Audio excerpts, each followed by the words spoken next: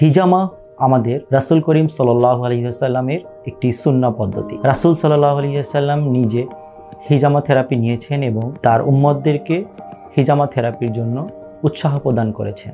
SOP standard operating procedure Unani treatment guideline follow করে একমাত্র আমরা হিজামা বা কাপিং থেরাপি দিয়ে যাচ্ছি। আজকে আমি হিজামা সম্পর্কে আপনাদের সাথে কথা বলবো। আমি ডাক্তার আহমদুল্লাহ রিশাদ, কাজ করছি কাপিং থেরাপিস্ট হিসেবে রিজুবা কনসালটেশন সেন্টারে। হিজামা আসলে কি? হিজামা হলো নেগেটিভ সাকশন ক্রিয়েট করে শরীর থেকে দূষিত পদার্থ বা বিকৃত হিউমার্স বের করার একটি ইউনানি চিকিৎসা পদ্ধতি। এই পদ্ধতির মাধ্যমে আমাদের বডির 4টি হিউমার্সের ব্যালেন্স করে প্রাকৃতিকভাবে সুস্থ থাকা যায়। হিজামা করলে কি কি উপকার হয়? হিজামা করলে মূলত আমাদের বডিতে রক্তের সরবরাহ বাড়ে। ব্লাড সার্কুলেশন বৃদ্ধির জন্য সর্বোত্তম একটি প্রসিডিউর হলো হিজামা থেরাপি। এছাড়াও হিজামা থেরাপির মাধ্যমে বডি থেকে বিভিন্ন ধরনের টক্সিন, যেই সব টক্সিন রক্তের ক্যাপিলারিতে জমা থাকে, সেই সব টক্সিনগুলোকে আমরা কাপিং বা হিজামা থেরাপির মাধ্যমে বের করে নিয়ে আসতে পারি।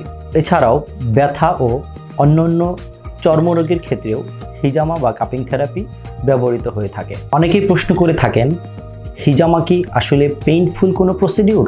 শুরুতে বলে রাখি, হিজামা হলো মাইনর সার্জিক্যাল স্ক্র্যাচ।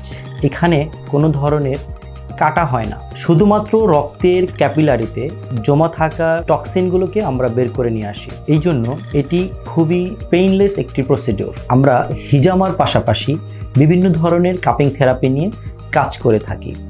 তার মধ্যে রয়েছে massage cupping, fire cupping, moving cupping, embedded cupping, functional cupping, facial cupping সহ আরও অন্যান্য কাপিং থেরাপি।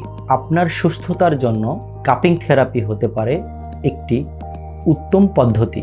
কোন কোন রোগের ক্ষেত্রে হিজামা বা কাপিং থেরাপি দেওয়া হয়? বিভিন্ন ধরনের ব্যথাজনিত সমস্যা, যেমন মাসল পেইন বা stiffness, back pain, joint pain, migraine বা হেডেক সহ বিভিন্ন ধরনের ব্যথায় হিজামা থেরাপি খুবই ইফেক্টিভ প্রসিডিউর।